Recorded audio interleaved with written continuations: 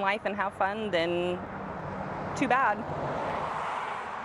Holden says her daughter brought the idea to the student body, but she's not sure who actually put up the sign. Well, her daughter says she didn't do it because if she had, it would have looked more realistic. And that's going to do it for us here on KCAL 9 News at 9. There is more ahead. KCAL 9 News at 10 starts right now. A developing story right now on KCAL 9 News at 10. Explosions lighting up the sky when a Southland auto yard and pickle factory go up in flames. And Donald Sterling vows to fight to the bloody end to keep the Clippers, even as his wife searches for a billionaire buyer. It's just sitting there. A massive tornado drops down right in front of people who have nowhere to hide. It's all caught on camera. And the mystery millionaire leaving money all over the Bay Area says he's coming here next. But our top story here on KCAL 9 News at 10 is developing news. Dozens of firefighters on the scene of an explosive fire right now at an auto recycling yard. We've seen at least one explosion from Sky 9 above the scene. Good evening. I'm Susie Sa. I'm Ken Shocknick. The fire was reported just after 8 tonight. You saw the story as breaking news on our KCAL 9 News at 8. This is the 1800 block of Hancock Street in Lincoln Heights. KCAL 9's Brittany Hopper is live on the scene. And Brittany, what can you tell us this evening? Well, Susie, the fire is now out, but as you can see behind me, firefighters are still out here putting some hot spots out. Now, many neighbors in this area describe those loud explosions as being very frightening. Let's go to some Sky 9 video. The fire started around 8 p.m. at what fire officials are calling a scrap yard filled with cars. Now, a sign outside the business is called ASAP Auto and Wrecking, but fire officials say there were also barrels of pickle juice throughout the yard. Let's show you some ground video. Now, neighbors say loud explosions could be heard for miles. Fire officials say the explosions were caused when the water hit titanium from car engines. Neighbors say it was so loud they didn't know whether to run outside or stay indoors. Take a listen. At first it sounded like gunshots, and so I went out, and then you just hear like it just started ringing like softly. And that's when you really heard like an explosion going off, and you could see like the transformer just blowing up, and everything just caught on fire from there on. Now, fortunately, no one was injured. The cause of the fire is still under investigation. We're live tonight in Lincoln Heights. Brittany Hopper, KCAL 9 News. Brittany, thanks. Right now, let's go to breaking news. A shooting investigation in Lakewood. Kevin Takumi is over the scene in Sky 9 with more. Kevin. Yes, sheriff's investigators, our homicide investigators on scene here in the 4100 block of Mayall here in Lakewood. Now, sheriff's deputies are called out to the scene earlier this afternoon to investigate a possible shooting death. They're reporting that the victim of the shooting was a female. They have no other information for us at this time, but you can see this entire area locked down, the apartment complex locked down, as well as sheriff investigators investigate a homicide here in this apartment complex. That's the latest overhead in Lakewood. We'll send it back to you in the studio. Okay, Kevin, thank you so much for that. In other news tonight, big developments in the Donald Sterling scandal. Sterling submitted his formal response to the league tonight. He claims the NBA has no legal grounds to terminate his ownership. At the same time, there are reports Shelly Sterling is working overtime now to sell the team and has the league's blessing to do so. KCAL 9's Bobby Kaple has the very latest on the scandal and potential sale live from Staples Center tonight. Bobby. Boy, Susie, this story just keeps taking a new turn every minute. Just within the last hour, ESPN.com speaking with Donald Sterling's attorney, in which he quotes him as saying he will fight till the bloody end, end quote. Now, that comes on the same day that Shelly Sterling's attorney claims that Donald gave Shelly his blessing to sell the team right away. In this 32-page document filed by Donald Sterling's attorneys, the embattled Clippers owner answers the charges filed against him by the NBA. The document boils down his rebuttal, saying, quote, putting it most simply, stripping Mr. Sterling of his ownership because of a private lover's quarrel that was not intended to harm the NBA in any way or even become public is an outrageous punishment, end quote. In fact, in the paperwork filed today, the words lover, lover's quarrel, even lover's tiff come up repeatedly in referring to V. Stiviano. Sterling claims he was taped illegally since he didn't know she was recording him. Therefore, he argues what was said shouldn't be used against him. This is by far and away the biggest transaction in sports, and that includes NFL teams. At the same time, Donald is fighting the NBA's ban and forced sale. According to Bloomberg, his wife is trying to sell the Clippers this week ahead of a June 3rd league hearing on the issue. The Sterlings have hired Bank of America to vet potential buyers, and Shelley has been meeting with them all week, apparently with NBA Commissioner Adam Silver's blessing. Bloomberg sports business reporter Scott Soshnick broke the story. All things being equal, Adam Silver would like to remove himself from the process, from a sales process, and let Shelley negotiate whatever agreement she wants and walk away. So who are the team's potential buyers? Take a look at the starting five. Bloomberg says the suitors include wealthy supergroup Larry Ellison, David Geffen, and Oprah Winfrey, a team led by Microsoft CEO Steve Ballmer, Magic Johnson and the Guggenheim Group, who recently bought the Dodgers, former NBA star Grant Hill and his team of investors, and billionaire part Lakers owner Patrick Soon-Shiong, who is yet to publicly confirm his interest. The fact that David Geffen, Larry Ellison, and Oprah Winfrey came out so early and declared their interest, I would put them as the front runner simply because we know they want it. And despite all of the things that have been happening legally today, the responses from the Sterlings, the potential sale of the team, the NBA tonight saying in a statement that they plan to move forward with a June 3rd vote to force a sale. We are live at Staples Center tonight. Bobby Kaple, KCAL 9 News. Okay, Bobby, thank you so much for that. Well, it's not officially canceled, but tonight the idea of a downtown Los Angeles football stadium is barely hanging on. It appears to be game over for Farmers Field, the much publicized stadium proposal for the western portion of the LA Convention Center. But after 2 years with no team or commitment to get one, the city council voted to move ahead with planning an alternate project on the site. LA Mayor Eric Garcetti says the city will focus on modernizing the convention center instead. The preliminary plan includes adding 300,000 feet of new exhibit space and a new hotel. Tens of thousands of people gathered at UCSB's campus today, mourning at the university's official memorial to honor the 6 college students killed in last Friday's rampage. KCAL 9's Rachel Kim tonight live in Santa Barbara, where, Rachel, the services concluded earlier this evening. Well, Kent and Susie, all classes here at UCSB were canceled today so that students and staff could come together, comfort one another, and remember the victims. The turnout inside Harder Stadium behind us was tremendous. Not one more! Not one more! A plea to stop the senseless killings. Not one more from a father who lost his only son during Friday's violent rampage in Isla Vista. Richard Martinez was among those who spoke to a crowd of over 20,000 inside Harder Stadium. We grieve together today as a family, as the community of the University of California. The UCSB community remembered the 6 students killed by 22-year-old Elliot Rodger. He fatally stabbed his roommates, George Chen, James Chang, and David Wang at their apartment complex. Rodger then went on a shooting spree through Isla Vista, killing Veronica Wise, Katie Cooper, and Chris Martinez before killing himself. Many who attended the memorial wore their solidarity. Walking over here from campus, just getting chills on just the turnout and the energy. UCSB junior Isaac Ruiz told us the memorial reminded him of how fortunate he is. Isaac says he was walking to a friend's house 1 block away from the shooting spree.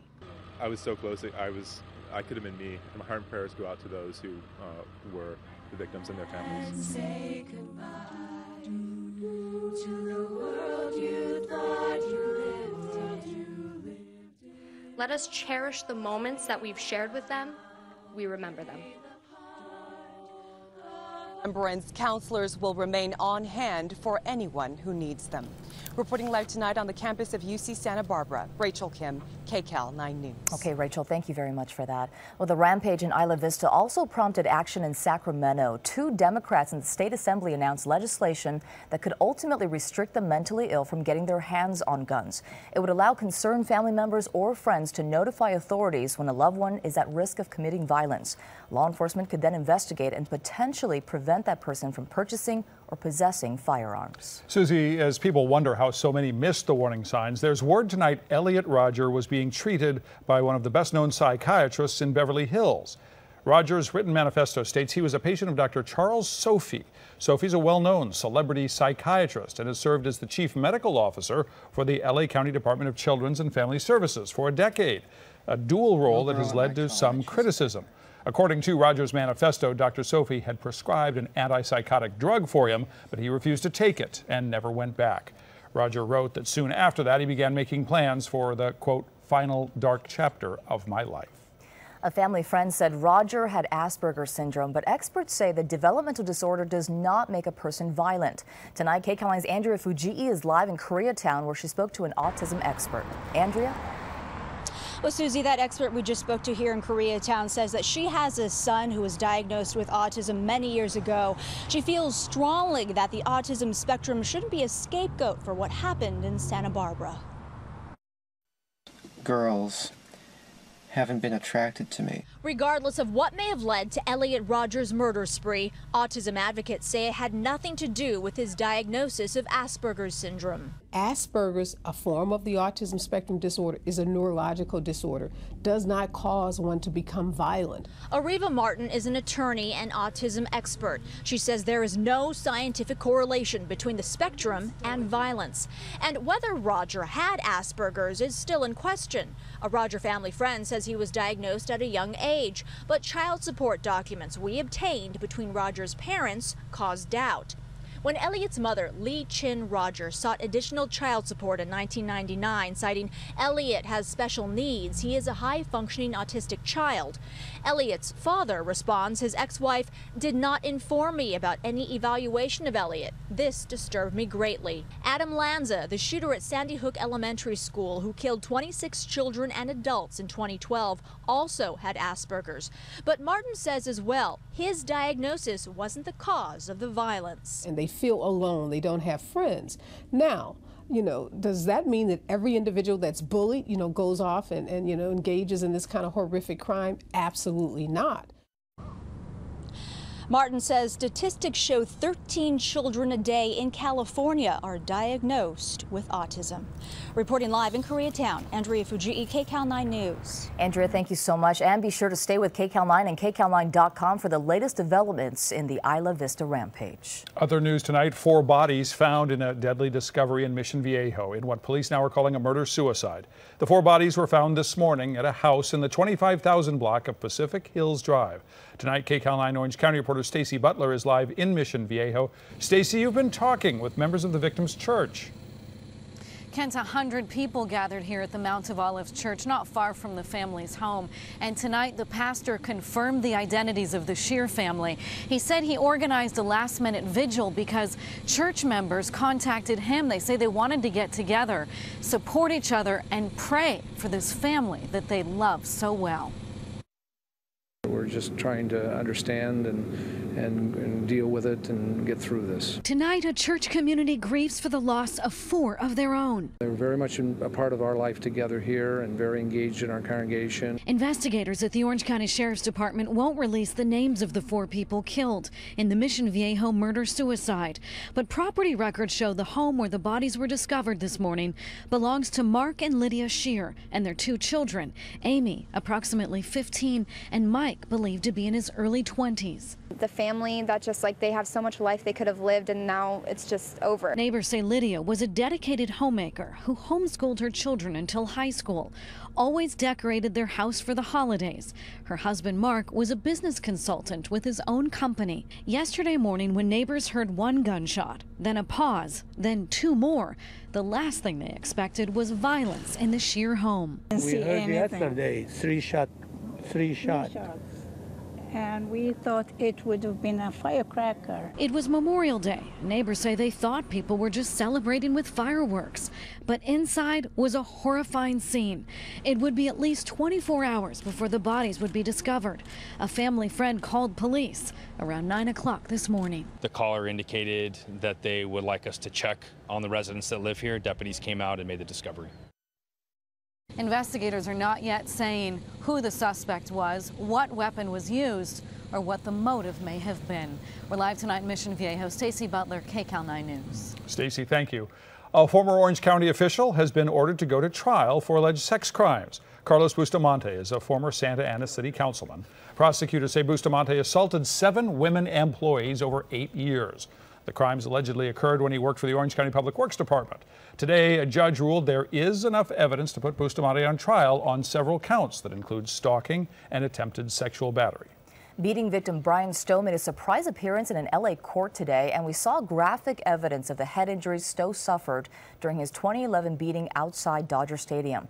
KCAL 9's Randy Page was there for day one of jury selection in Stowe's lawsuit against former Dodgers owner Frank McCourt. Brian Stowe was wheeled into a downtown courthouse today, surrounded by his family. Inside, he watched as 100 prospective jurors filed into the courtroom, and his attorneys began their case alleging negligence against Frank McCourt and his Los Angeles Dodgers for inadequate security at Dodger Stadium. Earlier this year, Luis Sanchez and Marvin Norwood pleaded guilty to the beating of Brian Stowe at the Dodgers opening day game against the Giants in 2011. Oh, and you're smiling. You think it's funny. Sanchez was sentenced to 8 years in prison.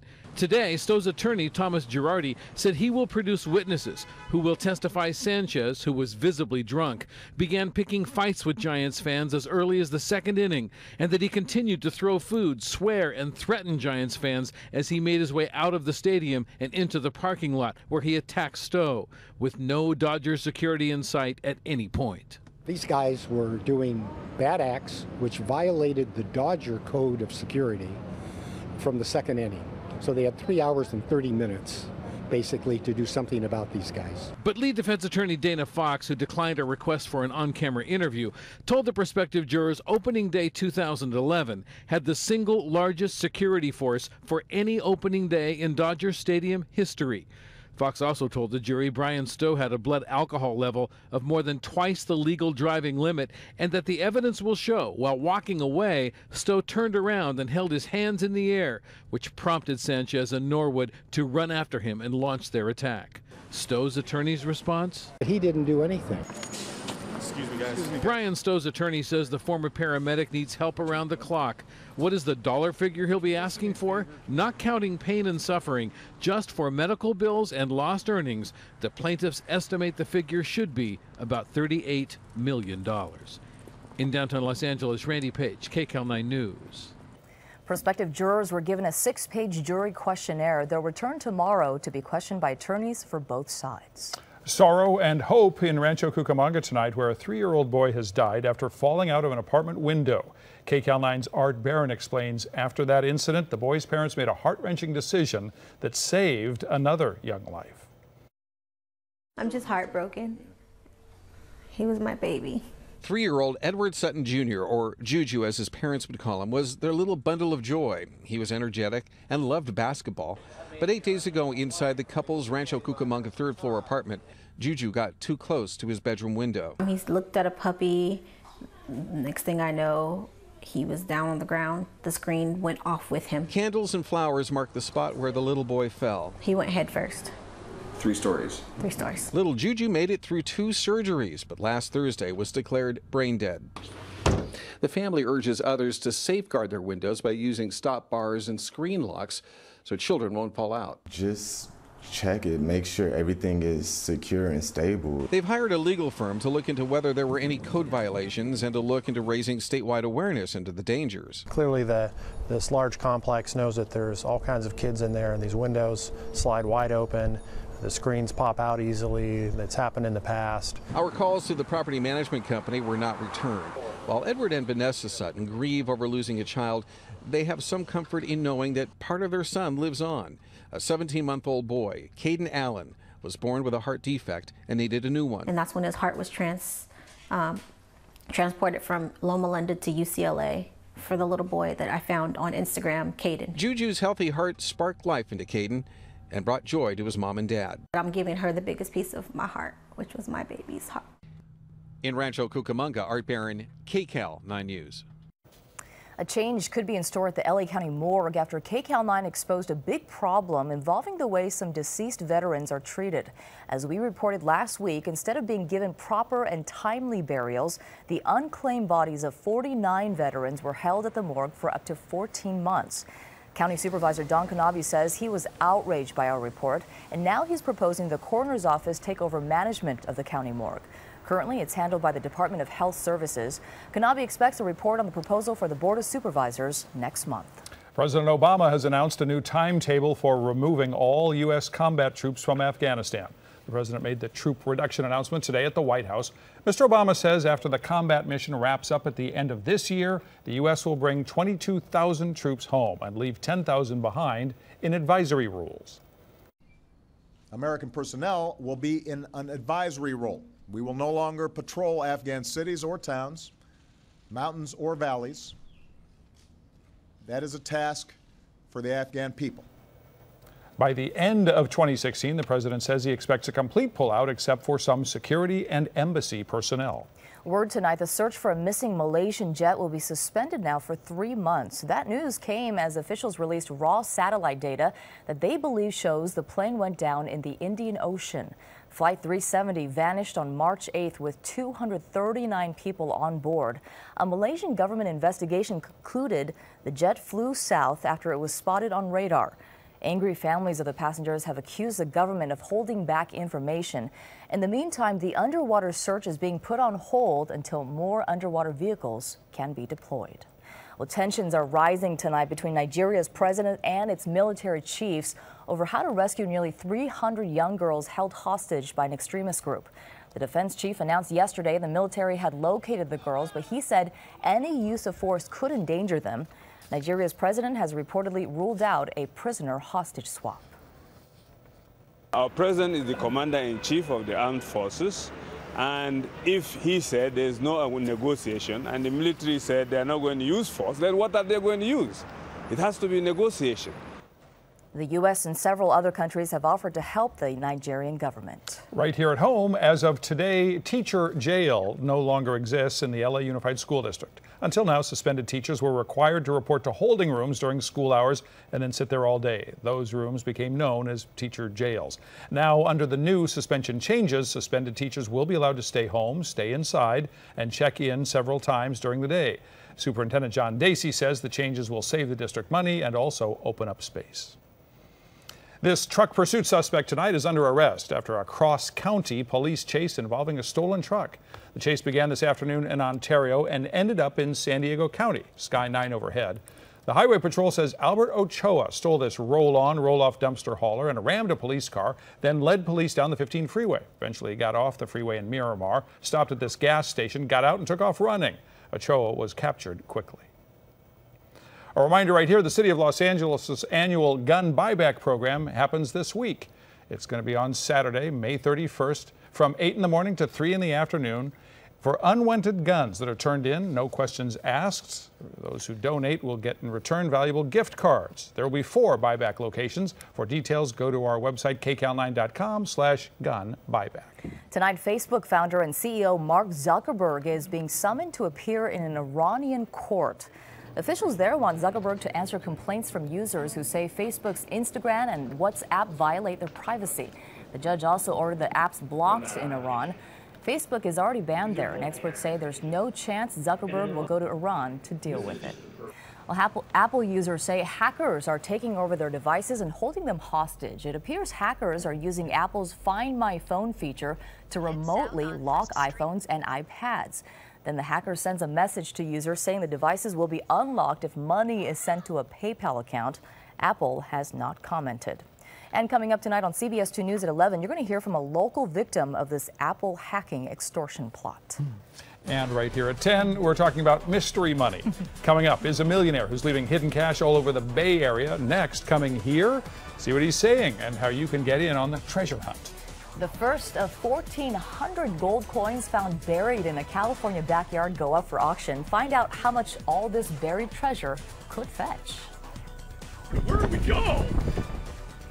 People scramble for safety when this tornado heads right for them, then hangs over their heads. We'll show you more. It's all caught on camera, Rich. Well, we peaked with our high temperatures today. Cooler temperatures from here on out, but how cool? Details coming up.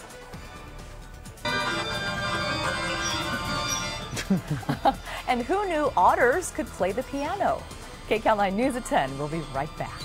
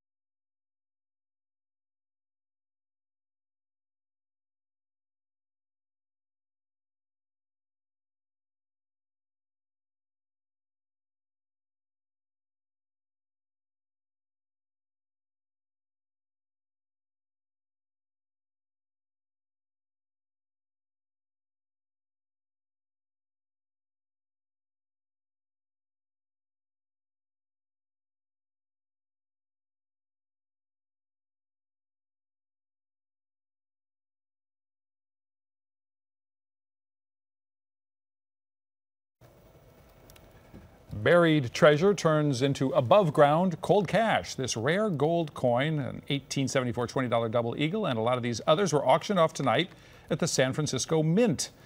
These coins, the first of nearly 1,400 to be sold. The coins were discovered by a California couple last year as they were walking on their property.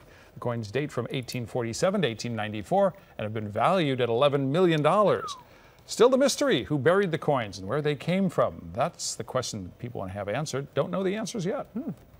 Well, last Friday, we told you about the anonymous millionaire who's hiding cash all over the Bay Area, then tweeting out clues to the locations of the money. Well, now the mystery man says he's coming to LA.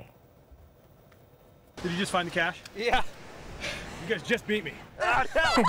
Well, the man says he wants to inspire other successful people to pay it forward, and he told People magazine he likes the idea of doing something more spontaneous than just donating it to charity. He says he may expand his cash drops to Los Angeles this weekend, and you can follow him on Twitter at Hidden Cash for clues to the money he's hiding. That's sort of fun, right? It is fun, a scavenger hunt on Yeah, Twitter. there's a movie in there somewhere as well. Those musical mammals, the otters, coming up. Oh, they're so cute. And recognize this piece of TV history just sold for charity at 5 times the expected price. Coming up shortly, trapped under this tornado with nowhere to hide. See the rest of this video. We'll show it to you. Plus more on tonight's developments in the Sterling scandal, including Mavs owner Mark Cuban's thoughts. Gary Miller with that and much more on Sports Central.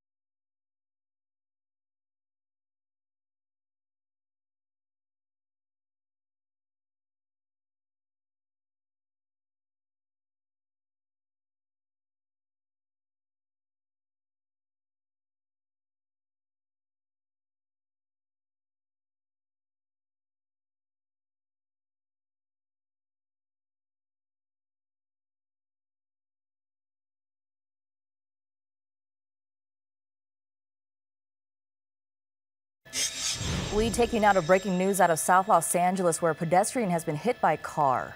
Kevin Takumi is live overhead in Sky 9. Kevin?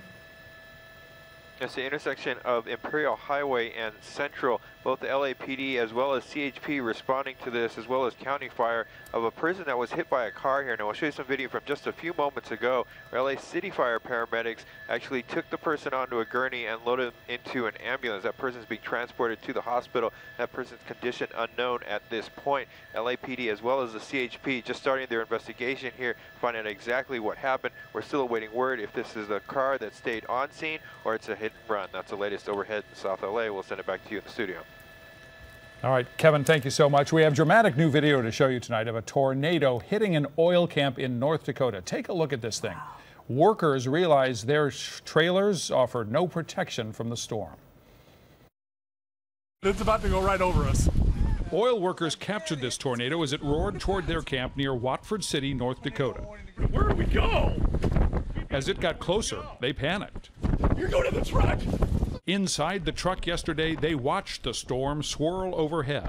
It's just sitting there. The National Weather Service says this tornado was an EF2 with winds of 120 miles per hour. 9 people were hurt, including Anthony Beta. This rock about this big come flying through there. That's when I realized, oh my gosh, it's the real thing.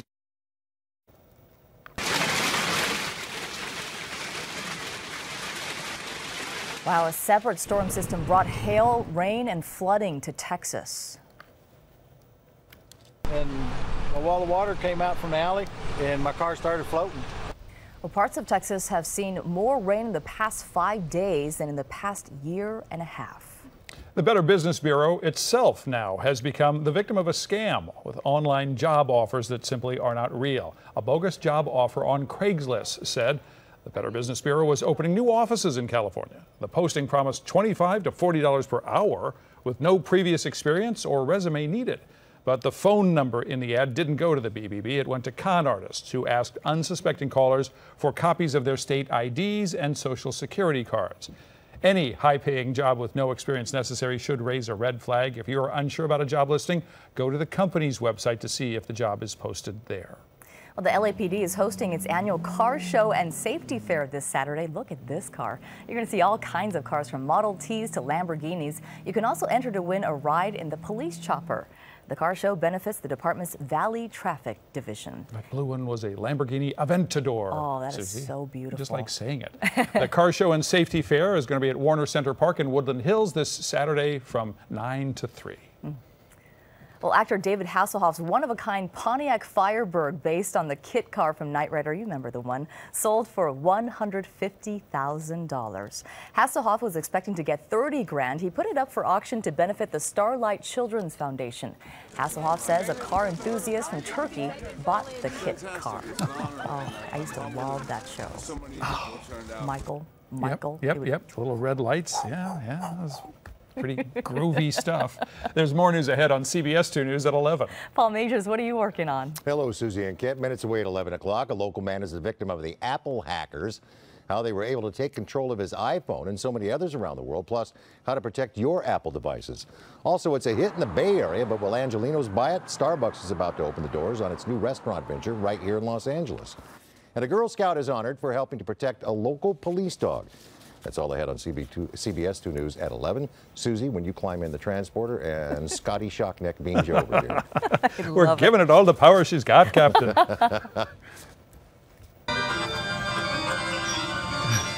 And Paul, you'll like this. And I don't know, maybe they ought to practice a little bit more. But anyway, they're playing the piano here.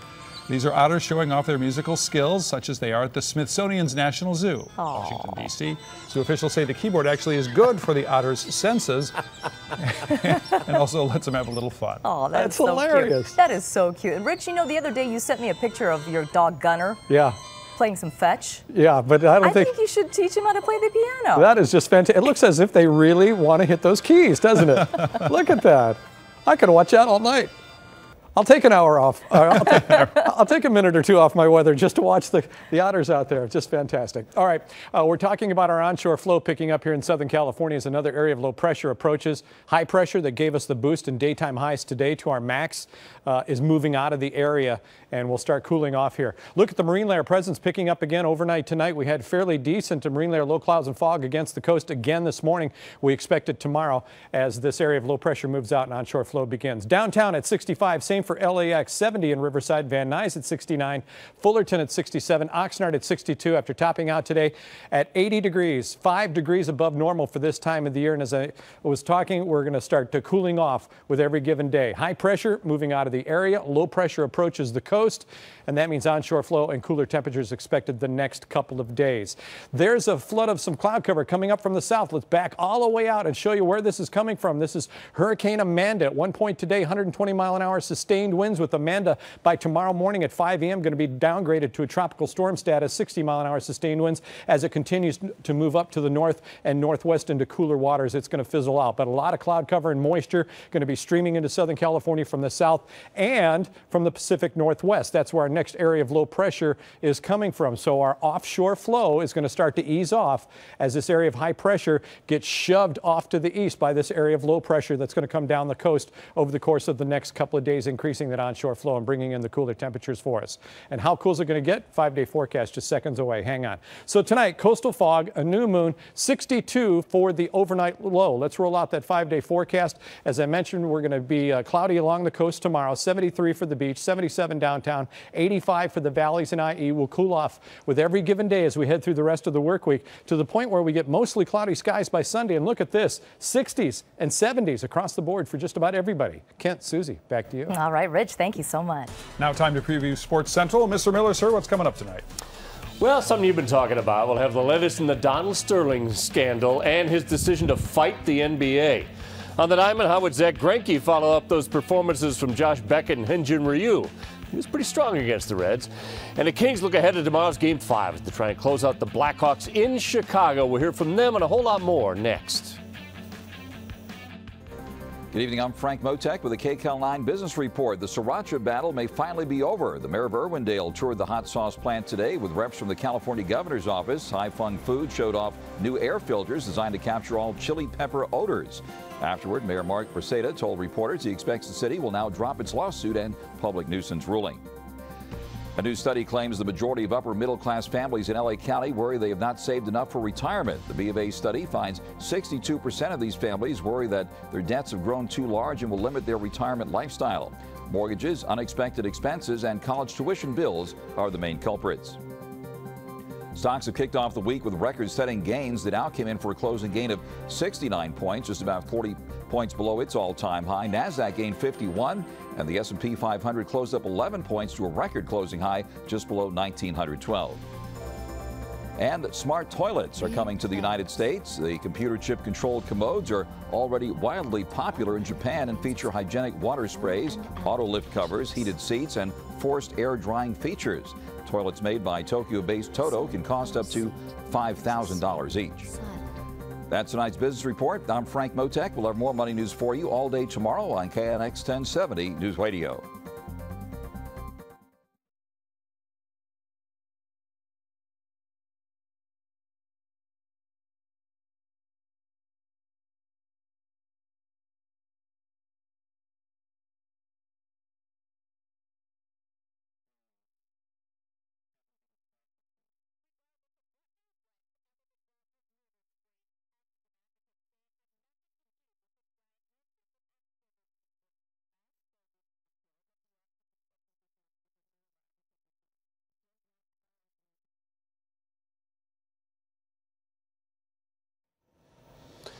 Thanks for watching KCAL 9 News at 10.